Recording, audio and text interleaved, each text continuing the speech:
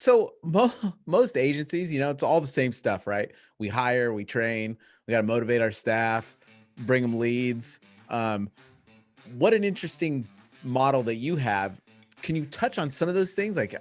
How is training for this? I mean, there's a big learning curve. Talk about there's a learning curve for something as simple as auto insurance. But I mean, Right. with this is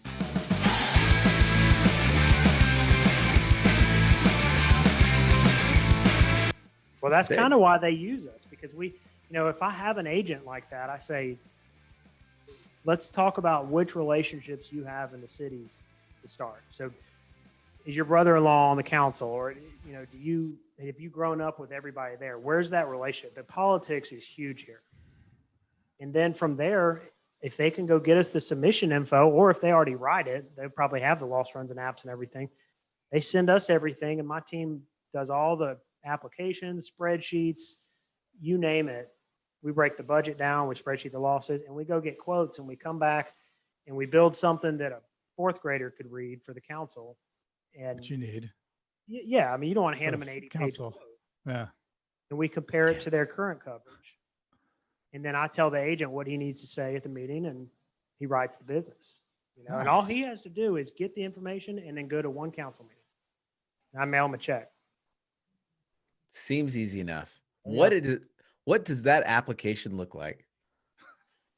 How Well, many pages? that's an interesting story too. I mean, you think years ago, we've got every carrier in the public sector. So Travelers wants their apps, and One Beacon wants their apps, and all these different carriers want their underwriting, rating information.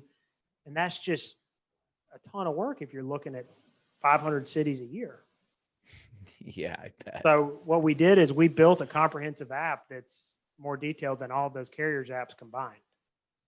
And, I haven't talked on Bob, who's my partner and my dad in this, but he started this back in the PINCO days in the 80s, when cities didn't have to buy insurance. And so he's kind of built this up and known what needs to be done and what doesn't need to be done. And we can identify those key exposures that, hey, we need to know about this, or no, we can let this slide. We already know the answer on the application.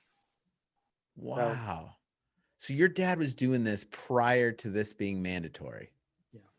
What year did this become mandatory? I believe it was 87. 87. Crazy. When I was born, basically. I mean, it was a long time ago.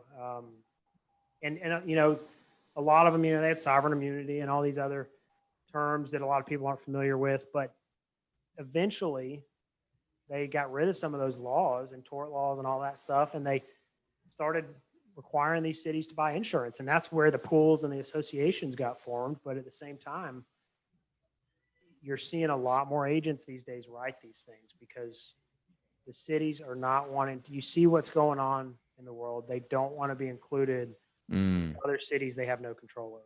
And it makes perfect sense.